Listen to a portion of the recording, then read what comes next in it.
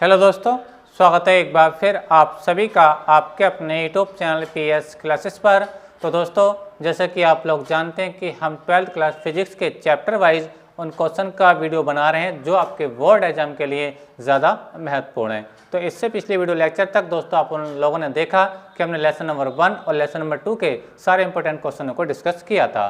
तो आज के इस वीडियो लेक्चर में हम लेसन नंबर 3 जिसका नाम है विद्युत धारा, ठीक से एक वेरी मोस्ट इंपोर्टेंट क्वेश्चन को ले रहे हैं बच्चों, जो आपसे आपके बोर्ड एग्जाम में लॉन्ग क्वेश्चन के रूप में 5 नंबर में पूछा जाता है। क्वेश्चन क्या है देखिए, मैंने स्क्रीन पर लिख रखा है, आप देख रहे होंगे। क्वेश्चन आपसे पूछा जाएगा कि अनुगमन वेग क्या होता है और अनुगमन वेग के लिए सूत्र किस प्रकार ज्ञात किया जाता है। यानी क्वेश्चन आपसे पूछा जाएगा बच्चों कि अनुगमन वेग से आप क्या समझते हैं, इसके लिए सूत्र प्राप्त कीजिए। स्टैंड देखिए, स्टैंड अब देखिए शुरू करते हैं लेक्चर को। अनुगमन वेग को समझने के लिए बच्चों पहले हमें एक कंडक्टर लेना पड़ता है, और कंडक्टर ही बच्चों क्या, एक मेटालिक कंडक्टर लेना पड़ता है, एक धात्विक चालक लेना पड़ता है। अब धात्विक चालक क्या होते हैं, जैसे लोहा है, ठीक है, यानी जिसके अंदर करंट आसानी से फ्लो हो सके और वो धातु हो, ठीक है, जैसे लोहा है करंट अच्छे से आता है, जैसे कॉपर है उसके अंदर अच्छे से करंट आता है, चांदी तो बहुत अच्छा कंडक्टर माना जाता है इलेक्ट्रिसिटी का। बात समझ में आ रही है आप लोगों को, ठीक है। तो चलिए अब मैं देखिए इसका कोई एक कंडक्टर हम मानेंगे और मैं इसको स्क्रीन पे बना करके आपको समझा रहा हूँ। तो देखिए स्टूडेंट, हम एक कंडक्टर ले रहे हैं, ठीक है। आप इसे लोहे की रोड समझ सकते हैं, कॉपर का वायर समझ सकते हैं, या फिर चांदी या कुछ भी समझे बहरहाल। ये एक कंडक्टर मैं आपको लिए स्क्रीन पर बना रहा हूँ स्टूडेंट, ध्यान से समझे, बिल्कुल पूरे बेसिक को समझेंगे कि अनुगमन वेग रियल में होता क्या है बच्चों। मान लीजिए बच्चों मैंने एक ये कंडक्टर एज्यूम कर लिया, ठीक है, ये ठीक है स्टूडेंट। अच्छा, कंडक्टर की बच्चों विशेषता ये होती है कि इसके अंदर जो होते हैं पर्याप्त मात्रा में फ्री इलेक्ट्रॉन होते हैं, अर्थात क्या होते हैं, मुक्त इलेक्ट्रॉन होते हैं। क्या होते हैं बच्चों, मुक्त इलेक्ट्रॉन होते हैं। चलिए मैं आपको फोन को दिखाने का प्रयास करता हूँ। मान लीजिए इसके अंदर क्या बच्चों, ये फ्री इलेक्ट्रॉन है, क्योंकि बच्चों ये फ्री इलेक्ट्रॉन इन बहुत ज़्यादा होते हैं इनके अंदर, बात समझ में आ रही है। यानी धातुओं के अंदर जो फ्री इलेक्ट्रॉन होते हैं बच्चों, ये लाखों करोड़ मिलियंस की संख्या में होते हैं, और इसीलिए धातुएं जो होती हैं विद्युत की अच्छी चालक मानी जाती हैं। बात समझिए आप लोगों को।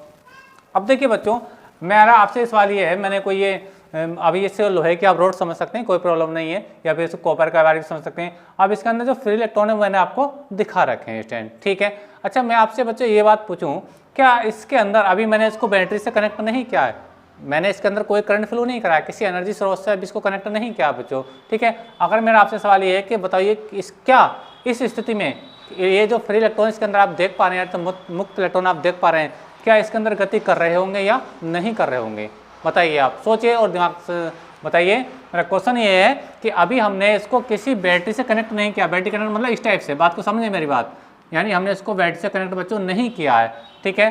बात समझ रहे हैं आप लोगों को, ऐसा नहीं किया है। कैसी कंडीशन है बच्चों, ऐसी कंडीशन है, ध्यान से समझो, ये कंडीशन मेरे पास है ना। तो अब मुझे बताइए कि इसके अंदर फ्री जो इलेक्ट्रॉन आप देख पा रहे हैं कि ये गति कर रहे होंगे या नहीं कर रहे होंगे। जी बिल्कुल, आपका आंसर बिल्कुल सही है कि इसके अंदर फ्री इलेक्ट्रॉन गति कर रहे होंगे। अब आप सोचेंगे वो गति क्यों कर रहे होंगे बच्चों, वो गति कर रहे होंगे ऊष्मीय ऊर्जा के कारण, तापीय ऊर्जा के कारण, थर्मल एनर्जी के कारण वो इलेक्ट्रॉन गति कर रहे होंगे। अब आपका प्रश्न आता है कि इलेक्ट्रॉन गति किधर कर रहे होंगे, ठीक है। तो देखिए बच्चों, अभी हमने इसको किसी बैटरी से कनेक्ट नहीं किया है, तो इस स्थिति में तापीय ऊर्जा के कारण जो इनकी गति होती है बच्चों, वो किसी निश्चित डायरेक्शन में नहीं होती है। मान लीजिए कोई इलेक्ट्रॉन इधर गति करता है, मान लीजिए ये वाला इलेक्ट्रॉन इधर गति कर रहा है, ये इधर गति कर रहा है, ये इधर गति कर रहा है। कहने का मतलब मेरा बच्चों ये है कि सारे के सारे इलेक्ट्रॉन गति कर रहे होते हैं बच्चों, लेकिन इनकी गति करने की दिशा कोई निश्चित नहीं होती है, इनकी गति करने की दिशा कोई निश्चित नहीं होती है। बात समझ में आप लोगों को। और मुक्त इलेक्ट्रॉनों की इस गति को हम बच्चों बोलते हैं यादृच्छिक गति या रैंडम मोशन। बात समझ में आ रही है। यानी कहने का मतलब है, ध्यान से समझें, कि अभी हमने इस कंडक्टर को किसी बैटरी से कनेक्ट नहीं किया है, फिर भी मैंने आपको बताया कि इसके अंदर मुक्त इलेक्ट्रॉन गति करते हैं, ठीक है। वो क्यों गति करते हैं, तापीय ऊर्जा के कारण। यानी कहने का मतलब ये है कि किसी भी मेटल के अंदर उसका कोई ना कोई अपना टेम्परेचर जरूर होता है, और उसी टेम्परेचर के कारण यानी उसी ऊष्मीय ऊर्जा के कारण ये मुक्त इलेक्ट्रॉन क्या होते हैं बच्चों, गति करते रहते हैं। और इस गति को हम क्या कहते हैं बच्चों, रैंडम मोशन यानी यादृच्छिक गति कहते हैं स्टूडेंट, ठीक है। अच्छा, अब बात ये है बच्चों, जब इसके अंदर इलेक्ट्रॉन चल रहे हैं, तो आप मुझे बताइए क्या इसके अंदर करंट आ रहा होगा कि नहीं आ रहा होगा, क्योंकि हम जानते हैं जब इलेक्ट्रॉन मूव करते हैं अर्थात चलते हैं, तो वहाँ पे करंट फ्लो होता है, अर्थात धारा बहती है। अब मुझे बताइए क्या इसके अंदर धारा बह रही होगी या नहीं बह रही होगी, बताइए। तो अब आपका आंसर होगा कि धारा बह रही होगी। अब धारा बह रही होगी बच्चों, और जैसी बात है नॉर्मल कंडीशन में अगर लोहे की रोड है तो हम इसको आसानी से छू लेते हैं। आपने भी छुआ होगा। मान लीजिए अगर ये तो फिलहाल मार्कर है मेरे पास, ठीक है, यानी प्लास्टिक का बना है। अगर मैं इसको लोहे की रोड समझूं, ठीक है, और इसको मैंने किसी से अभी करंट नहीं लगाया, यानी बैटरी नहीं लगाई, इसके ऊपर अप्लाई नहीं किए, तो मैं तो इसको आसानी से छू सकता हूँ। यानी लोहे की रोड को तो आप आसानी से छू सकते हैं, तो करंट तो नहीं लगता है। बस समझ में आ रही है? यानी ध्यान से समझे पूरे कॉन्सेप्ट को। यानी अभी हमने इस कंडक्टर को बैटरी से नहीं जोड़ा है। बात समझिए आप लोगों को, ठीक है। इलेक्ट्रॉन चल रहे हैं, इलेक्ट्रॉन चल रहे हैं तो धारा बहती है, और धारा बहती है तो करंट आएगा उसके अंदर, यानी इसके अंदर करंट होगा। लेकिन हम तो इसको नॉर्मली छू पाते हैं सब तरफ से, कोई प्रॉब्लम नहीं होती है। ऐसा क्यों होता है? तो देखिए बच्चों, ऐसा इसलिए होता है, देखिए करंट इसके अंदर बह रहा है। बात को समझे, करंट इसके अंदर बह रहा है। मान लीजिए इलेक्ट्रॉन इधर चल रहा है, इलेक्ट्रॉन चल रहा है इधर की ओर को। बात को समझे बच्चों मेरी बात, ठीक है।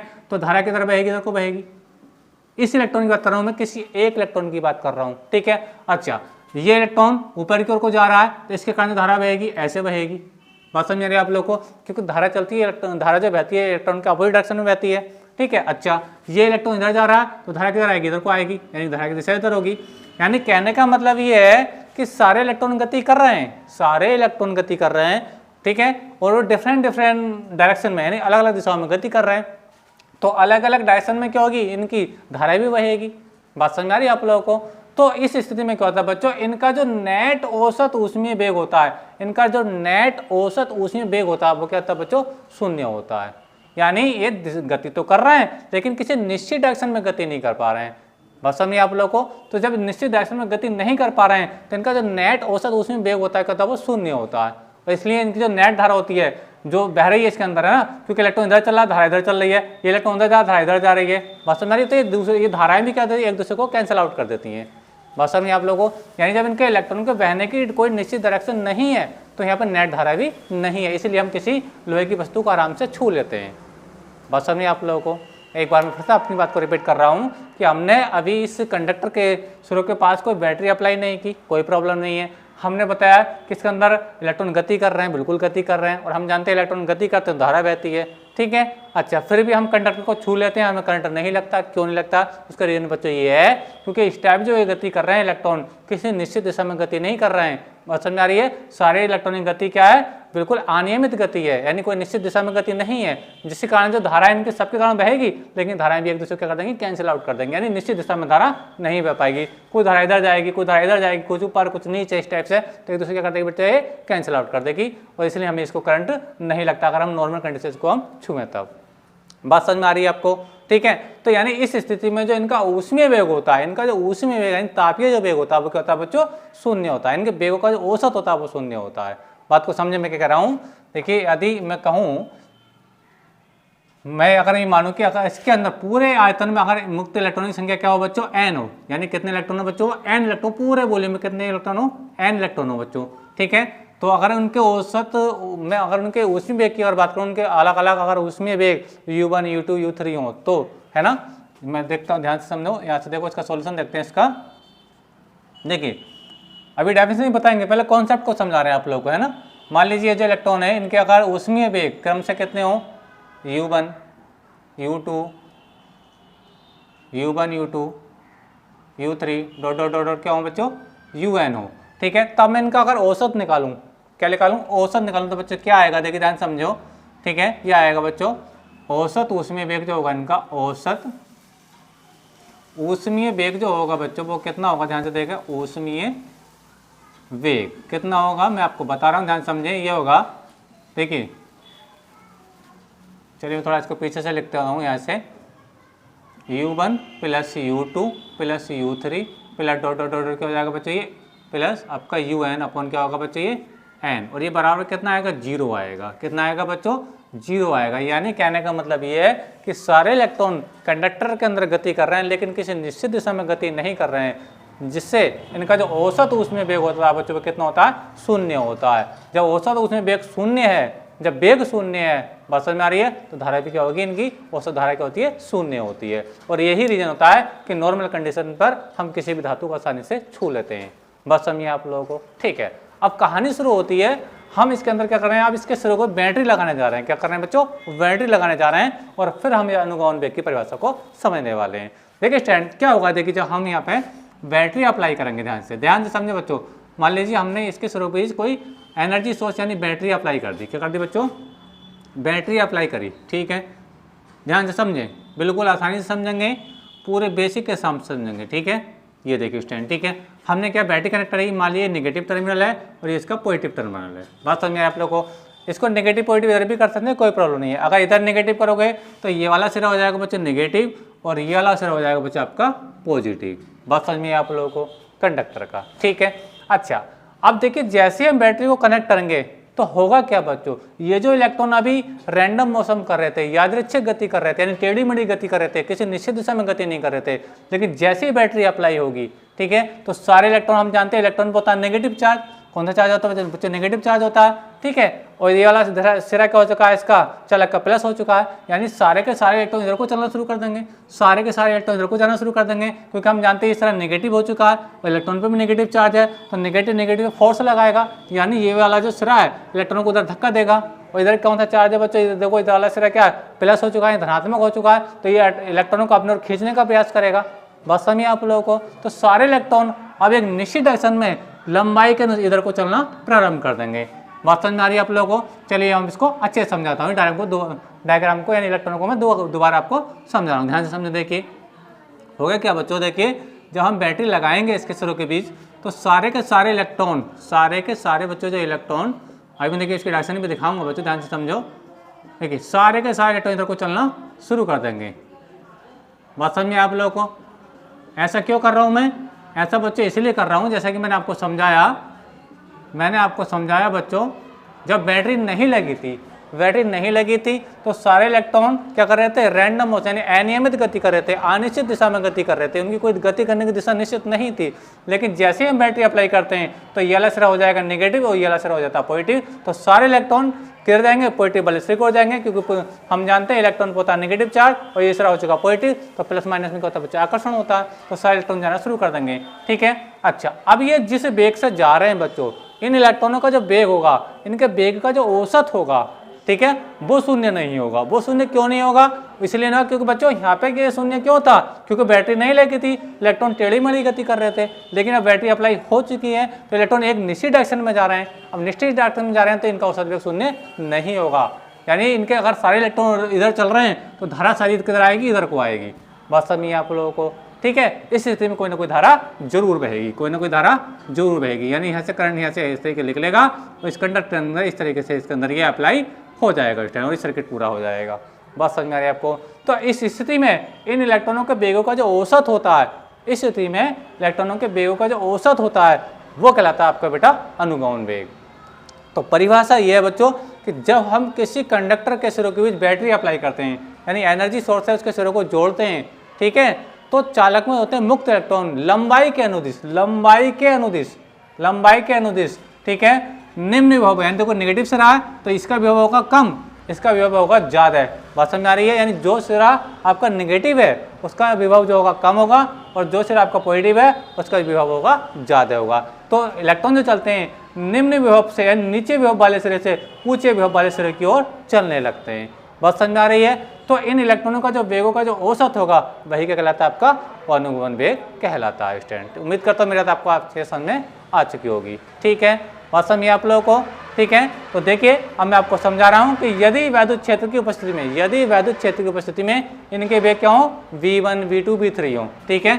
और अनुगमन वेग को बच्चे हम किससे लिखते हैं, vd से लिखते हैं। कैसे लिखते हैं बच्चों, vd से लिखते हैं। तो देखिए ध्यान से देखो बच्चों, यदि मैं ये वैद्युत क्षेत्र की उपस्थिति की बात कर रहा हूँ, वैद्युत क्षेत्र की उपस्थिति में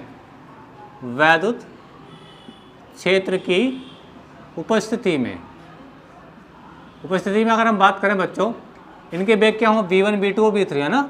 वेग क्या हो, वेग हो बच्चे इनके v1 v2 v3 dot dot dot क्या हो बच्चों, vn, क्या हो बच्चों, vn हो। तब क्या होगा, देखिए इनका अनुगमन वेग यानी औसत वेग, इनका औसत इस स्थिति में जिनका वेगों का औसत होगा वही क्या कहलाता है, अनुगमन वेग कहलाता है ना। औसत वेग या अनुगमन वेग, जिसको हम कैसे लिखते हैं बच्चों, vd से लिखते हैं, यानी औसत वेग, या वीडी, ड्रिफ्ट वेलोसिटी है ना। क्या होगा ध्यान समझो, v1 plus v2 plus v3 और प्लस डॉट डॉट डॉट क्या हो जाएगा बच्चों, ये vn अपॉन क्या हो जाएगा, n हो जाएगा। और ये जीरो कभी नहीं होगा बच्चों। तो औसत वेग, अनुगमन वेग का फार्मूला होता है बच्चों, वो ये फार्मूला होता है। ठीक है, बात समझिए आप लोगों को। एक बार ध्यान समझें, हमने क्या किया था स्टार्टिंग में बच्चों कि यहाँ पे कोई बैटरी कनेक्ट नहीं की थी।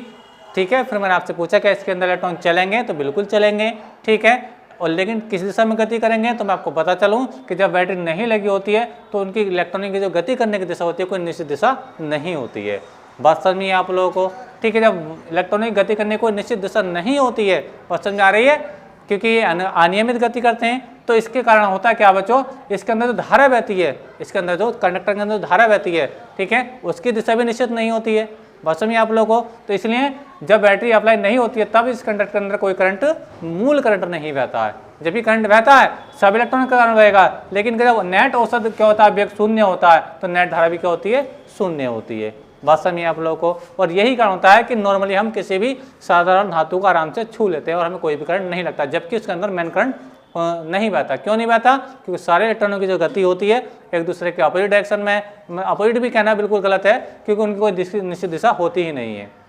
लेकिन जैसे ही हम इसके सिरे कोई बैटरी लगाएंगे बच्चों, क्या लगाएंगे, बैटरी लगाएंगे, ठीक है, तो बैटरी लगाने पे क्या होगा कि ये वाला सिरा एक जो नेगेटिव टर्मिनल से जुड़ा वो नेगेटिव हो जाएगा, जो पॉजिटिव सिरा वो पॉजिटिव हो जाएगा। बस समझिए आप लोगों को। तो इलेक्ट्रॉन जो चल देंगे, ये वाला सिरा नेगेटिव है क्योंकि इलेक्ट्रॉन पे भी नेगेटिव चार्ज, ये सिरा नेगेटिव, तो इनमें प्रतिकर्षण बल रहेगा, यानी ये धक्का उधर को लगाएगा, तो सारे इलेक्ट्रॉन उधर को जाना शुरू कर देंगे। क्यों, उधर वाला सिरा पॉजिटिव है, क्योंकि हम जानते हैं इलेक्ट्रॉन में नेगेटिव चार्ज, ये वाला सिरा पॉजिटिव है कंडक्टर का, तो इनमें क्या आकर्षण होगा, ये सारे इलेक्ट्रॉन को अपने ओर खींचने का प्रयास करेगा। ठीक है, तो इस स्थिति में इनके वेगों का जो औसत होगा वही क्या कहलाएगा आपका बच्चों, अनुगमन वेग कहलाएगा। उम्मीद करता हूं कि यहाँ तक मेरी बात आपको अच्छे समझ में आ गई होगी स्टैंड। ठीक है, अच्छा अब देखिए स्टैंड, अब हम बात करें, देखिए हमने देखो यहाँ पे वैद्युत क्षेत्र लगाया है, यानी बैटरी लगाई है, तो यहाँ पे वैद्युत क्षेत्र जनरेट हो जाएगा, यानी पूरे चालक के अंदर क्या जाएगा, करंट आएगा। तो वैद्युत क्षेत्र की दिशा क्या होगी, देखो बच्चों करंट जा रहा है ऐसे और ऐसे जा रहा है, इस टाइप से करंट चल रहा है, तो वैद्युत क्षेत्र जो होगा वो बच्चों कैसे होगा, इस दिशा में होगा। कैसे होगा वैद्युत क्षेत्र, क्या होगा, इस, यानी धारा की दिशा में ही वैद्युत क्षेत्र होता है, धारा की दिशा में ही वैद्युत क्षेत्र होता है, याद रखना बच्चों। ठीक है, और इलेक्ट्रॉन जो चलते हैं वैद्युत क्षेत्र और धारा के विपरीत चलते हैं। देखो वैद्युत क्षेत्र तो इधर को है, यानी करंट तो इधर को बह रहा है, करंट की डायरेक्शन में कौन होता है, वैद्युत क्षेत्र होता है, लेकिन इलेक्ट्रॉन कहाँ जा रहा है, उधर कोई और को जा रहे हैं, यानी एक दूसरे के अपोजिट गति कर रहे हैं। बात समझ में आ रही है। पहले वैद्युत क्षेत्र की अनुपस्थिति में इनका वेग कितना था, u1 u2 u3 था, वैद्युत क्षेत्र की उपस्थिति में बढ़कर वेग कितना हो गया, v1 v2 v3 हो गया। बात समझिए आप लोगों को। ठीक है, अच्छा अगर मैं अब देखो वेग चेंज हो गया, पहले वेग u1 था अब v1 हो गया, यानी u1 u2 u3 से कितना हो गया, v1 v2 v3 हो गया, यानी वेग चेंज हो गया। जब वेग चेंज हो गया बच्चों तो इनमें क्या हो जाएगा, त्वरण उत्पन्न हो जाएगा। क्या हो जाएगा बच्चों, त्वरण उत्पन्न हो जाएगा। अब त्वरण की बात कर लें, देखिए स्टैंड, देखिए पहले तो हम निकालेंगे, देखिए जब हम देख पा रहे हैं कि वैद्युत क्षेत्र अप्लाई हो चुका है इसके अंदर, ठीक है, तो इन इलेक्ट्रॉनों पर कितना फोर्स लग रहा है, इन इलेक्ट्रॉन पर कितना फोर्स लग रहा है, क्योंकि हम जानते हैं बच्चों किसी चार्ज को हम वैद्युत क्षेत्र के भीतर रखते हैं, ठीक है, तो उस पर एक बल लगना शुरू हो जाता है। ठीक है, जिसको हमने पहले लेसन में आपको पढ़ाया था, वो बल कितना होता है, वो F बराबर बच्चों क्या होता है, QE के बराबर आता है। यानी वैद्युत क्षेत्र के अंदर अगर हम किसी चार्ज पार्टिकल को Q को रखते हैं तो उस पर कितना फोर्स लगता है, F बराबर QE के बराबर लगता है। लेकिन इलेक्ट्रॉन वाले केस में क्या होता है बच्चों, इलेक्ट्रॉन वाले केस में ये EE होता है। क्या होता है, EE होता है। बात समझ में आ रही है आप लोगों को। डायरेक्शन की बात करें तो ये इलेक्ट्रॉन का जो वेग होगा, यानी जो बल जो लग रहा होगा, ठीक है, वैद्युत क्षेत्र की विपरीत दिशा में लगेगा, यानी वैद्युत क्षेत्र इधर को है और इलेक्ट्रॉन जा रहे हैं उधर की ओर को। ठीक है, तो देखिए मैं देखूं यहाँ पे लिखना चाहूँगा, समझाना चाहूँगा आप लोगों को। तो देखिए क्योंकि इसके अंदर क्या है, वैद्युत क्षेत्र आ चुका है, क्योंकि बैटरी अप्लाई कर चुके हैं, ठीक है, तो इलेक्ट्रॉन बल लगेगा और बल कितना लगेगा, F बराबर E के बराबर लगेगा। ठीक है, ध्यान से समझे बच्चों, ध्यान से देखिए इलेक्ट्रॉन पर लगने वाला बल, इलेक्ट्रॉन पर लगने वाला बल कितना होगा बच्चों, लगने वाला बल कितना होगा, F बराबर क्या होगा बच्चों, देखो क्या होता है, ये QE क्या होता है बच्चों, क्या होता है, QE होता है। लेकिन इलेक्ट्रॉन के चार्ज को हम कैसे लिखते हैं, इलेक्ट्रॉन के आवेश को E से लिखते हैं, तो यहाँ E लिख देंगे। क्या लिख देंगे बच्चों, E लिख देंगे। बात समझिए आप लोगों को। अब ध्यान से देखो बच्चों, क्योंकि देखिए इलेक्ट्रॉन चल रहे हैं उधर को, वैद्युत क्षेत्र इधर को, यानी अपोजिट डायरेक्शन में गति हो रही है, तो इस अपोजिट डायरेक्शन के लिए यानी इलेक्ट्रॉन वैद्युत क्षेत्र के विपरीत चल रहे हैं, इसलिए यहाँ पे क्या लगाते हैं, माइनस का साइन लगा लेते हैं। ठीक है, बात समझिए आप लोगों को। अब हम देखेंगे इलेक्ट्रॉन का त्वरण, यानी एक्सेलरेशन देखना चाहेंगे। देखिए त्वरण देखिए, इलेक्ट्रॉन का त्वरण कितना होगा। अब न्यूटन का गति का दूसरा नियम हमने पढ़ा है, त्वरण निकालने का फार्मूला होता है बच्चों ए बराबर क्या होता है, एफ अपॉन एम होता है। एफ अपॉन एम क्योंकि हम जानते हैं एफ बराबर क्या होता है बच्चों, एफ बराबर पढ़े होंगे एफ बराबर एम ही होता है। ए की वैल्यू निकालेंगे तो एफ इसके अपॉन एफ के अपॉन में एम आ जाएगा, तो ए बराबर क्या एफ अपॉन एम हो जाएगा। तो यहाँ पे जब वैल्यू डालेंगे बच्चों, एफ का मान रख लीजिए कितना माइनस ई ओपन में क्या बच्चे ये एम, जहाँ एम क्या है इलेक्ट्रॉन का द्रव्यमान है, एम क्या बच्चे इलेक्ट्रॉन का द्रव्यमान है। ठीक है, तो ए की वैल्यू कितनी आ गई माइनस ई अपॉन एम आ गया। बात समझिए आप लोगों को। अब देखिए स्टैंड, अब देखिए मैं यहाँ पे क्या करने वाला हूँ, ध्यान से समझें। देखिए मैं थोड़ा ऊपर से साफ करूंगा और इसका जो फाइनली डेरिवेशन अनुगमन वेग के लिए आता है उसको मैं दिखाने वाला हूँ। अब इसका स्क्रीनशॉट ले लीजिए और मैं आगे डेरिवेशन को आपको समझाने वाला हूँ। चलिए थोड़ा मैं इसको ऊपर से साफ करूंगा, अब इसका स्क्रीनशॉट लेकर इसको नोट कर लीजिए। चलिए अब देखिए स्टैंड में यहाँ पे इसको रब करने वाला हूँ। चलिए हटा देते हैं इस चीज़ को। तो देखिए अब क्या करने वाले बच्चे यहाँ से समझें। देखिए अब देखिए यहाँ पे थोड़ा यहाँ पे समझा दिया देता हूँ बच्चों में इस तरीके से आपको। देखिए हम जानते हैं बच्चों के धातु के अंदर मुक्त इलेक्ट्रॉन अनंत मात्रा में होते हैं, लेकिन अंत मात्रा में तो जो मुक्त इलेक्ट्रॉन होते हैं बच्चों किसी न किसी परमाणु से तो निकलते हैं, बात समझ में आ रही है। और जिस परमाणु से इलेक्ट्रॉन निकलता है वो धनायन बन जाता है, यानी इसके अंदर क्या होते हैं बच्चों, जितने मुक्त इलेक्ट्रॉन होते हैं उतने ही क्या होते हैं धनात्मक दाता आयन होते हैं। क्या होते हैं बच्चों, धनात्मक दाता आयन होते हैं। और ये इलेक्ट्रॉन क्या करते हैं बच्चों, इन धनायनों से लगातार टकराते रहते हैं। क्या करते हैं बच्चे, टकराते रहते हैं। बात समझिए आप लोगों को मेरी बात, ठीक है। तो देखिए स्टैंड, अब देखिए मैं आपको ये दिखाने वाला हूँ, यहाँ पे न्यूटन का गति का दूसरा समीकरण लगा, सॉरी प्रथम समीकरण लगाने वाला हूँ। क्या होता है गति का प्रथम समीकरण, ध्यान से देखिए। वो होता है बच्चों b बराबर u प्लस ए टी होता है। क्या बच्चों, क्या होता है b बराबर u प्लस ए टी होता है। ठीक है, बात समझ में आ रही है आपको। अगर मैं किसी इलेक्ट्रॉन के लिए बात करूँ यानी b1 के लिए बात करूँ तो b1 लगा दूंगा, एक इलेक्ट्रॉन के लिए u1 लगा दूंगा। ये क्या है, त्वरण है। ये क्या बच्चों, इलेक्ट्रॉन का त्वरण। टो क्या है, टो बच्चों है क्योंकि जब इलेक्ट्रॉन चालक के अंदर गति करते हैं तो बच्चों क्या करते हैं, ये निरंतर धनायनों से क्या करते हैं बच्चे, टकराते रहते हैं। क्या करते हैं, इलेक्ट्रॉन धनायन से टकराते रहते हैं। अब इसको मुक्त इलेक्ट्रॉन को धनायनों से टकराने में जो समय लगता है उसको बोलते हैं बच्चों हम श्रांति काल। इसको हम कैसे लिखते हैं बच्चों, टो से लगते हैं, यानी रिलैक्सेशन टाइम। ठीक है, तो अच्छा सेकंड इलेक्ट्रॉन के लिए देखो तो b2 बराबर कितना हो जाएगा, u2 plus a two, two 1 two 2, यानी एक इलेक्ट्रॉन के लिए मैं टो मान लिया, दूसरे के लिए टो 2 मान लिया। ये टो क्या है, टो है बच्चों धन आयनों से मुक्त इलेक्ट्रॉनों की क्रमांक दो टकराव के बीच लगा समय। बात समझ में आ रही है आप लोगों को।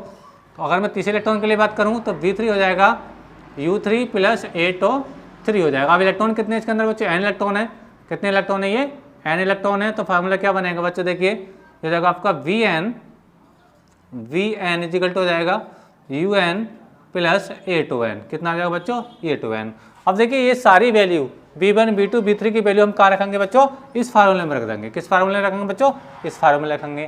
तो देखिए रखेंगे तो क्या हो जाएगा, देखिए औसत वेग अर्थात अनुगमन वेग vd बराबर क्या हो जाएगा, ध्यान समझो। मैं थोड़ा पीछे लेकर लाता हूँ। देखिए vd इजिकल टू हो जाएगा, ये क्या बच्चों, ये देखो v1 है, v1 का कितना u1 प्लस ए टू 1 है। क्या बच्चों, ये u1 प्लस ए टू 1 है, प्लस क्या आपका b2 कितना है, ये u2 प्लस ए टू 2 है, प्लस फिर कितना है b3 कितना हो जाएगा, u3 प्लस ए टू 3 हो जाएगा, प्लस डॉट डॉट क्या हो जाएगा बच्चों, un प्लस क्या हो जाएगा, ये ए टू एन हो जाएगा। क्या हो जाएगा बच्चों, ए टू एन हो जाएगा। और अपॉन में क्या आएगा बच्चों, ये आपका एन आ जाएगा। बात समझ में आप लोगों को, ठीक है। अब यहाँ से u1 u2 u3 यानी वो जो उसमें वेग थे वैद्युत क्षेत्र की में उपस्थिति में ना, सॉरी वैद्युत क्षेत्र की अनुपस्थिति में जो वेग था उसको हम एक तरफ कर लें, यानी v2 इजिकल टू हो जाएगा बच्चों u1 plus u2 plus u3 plus dot dot क्या हो जाएगा बच्चों, un अपॉन क्या हो जाएगा, ये n हो जाएगा। ठीक है, ध्यान से आइए समझ, थोड़ा और लिखता हूँ dot dot plus un upon n। अच्छा अब देखिए b1 वाली कंडीशन ले लीजिए। तो b1 वाली कंडीशन कैसे लिखेंगे, थोड़ा देखिए यहाँ पे लिखो b1 प्लस b1 सॉरी तो यहाँ से बचेगा आपका बच्चों a21 बचेगा, a21 बचेगा, यहाँ से a22 बचेगा, यहाँ से a23 बचेगा और यहाँ से a2n बचेगा। तो यहाँ से a जब कॉमन लूँगा तो बच्चों बचेगा यहाँ से टो1 प्लस टो2 प्लस टो3 plus dot dot dot dot क्या हो जाएगा, प्लस आपका टो एन हो जाएगा। क्या हो जाएगा बच्चों, ये आपका टो एन हो जाएगा और अपॉन में क्या रहेगा बच्चों, ये आपका एन रहेगा। ठीक है, अब देखिए स्टैंड हमने पढ़ा है कि u1 plus u2 plus u3 plus dot dot un upon n, यानी औसत उसमें वेग क्या होता है, ये शून्य होता है। वैद्युत क्षेत्र की उपस्थिति में ये क्या होता है, शून्य होता है। तो शून्य होता है तो बी डी बराबर कितना होगा, देखो ये मान शून्य, ये शून्य क्यों हो रहा है, क्योंकि जब बैटरी नहीं लगी थी उस स्थिति का वेग है बच्चों ये, ठीक है। तो ये शून्य हो जाएगा तो ये कितना रह जाएगा बच्चों, ये ए रह जाएगा, क्या रहेगा, ए रह जाएगा, ठीक है। ये अब देखिए two 1 two 2 two 3 two n upon n, यानी सब इलेक्ट्रॉनों के शांति काल का औसत अगर मैं टो मानूं, औसत अगर टो मान लें तो क्या हो जाएगा, ये टो के बराबर हो जाएगा। यानी मैंने क्या किया, two 1 plus two 2 plus two 3 two n upon n का मान हमने कितना मान लिया, टो के बराबर मान लिया, ठीक है। चलिए मैं इसको थोड़ा आगे रख के देता हूँ। तो देखिए फाइनली आंसर क्या आ रहा है, तो बी डी इजिकल टू हो जाएगा बच्चों आपके पास ए टो हो जाएगा, क्या हो जाएगा बच्चे, ए टो हो जाएगा। अब देखिए ए की वैल्यू मेरे पास है, ए की वैल्यू कितनी थी, देखिए क्या है, माइनस ई अपॉन एम, तो रख लीजिए वैल्यू को, रख लेते हैं। देखिए आंसर तो ये आ जाएगा बच्चों, वी डी बराबर आएगा आपके पास, ए का मान कितना है, माइनस ई अपॉन कितना बच्चे ये एम, और ये साथ में क्या बच्चे ये टो भी है बच्चे, क्या ये टो। तो बच्चे ये अनुगमन वेग का फार्मूला है मीटर पर सेकेंड, ठीक है, जो आपसे लॉन्ग क्वेश्चन के रूप में बच्चों इतना डेरिवेशन करने के लिए आपसे पूछा जाता है। उम्मीद करता हूँ कि ये लेक्चर आपको अच्छे समझ में आ गया होगा। अब स्क्रीनशॉट लेकर इसको अपने नोट्स में कॉपी कर लीजिए। मिलेंगे नेक्स्ट वीडियो में, तब तक के लिए धन्यवाद, बेस्ट ऑफ लक।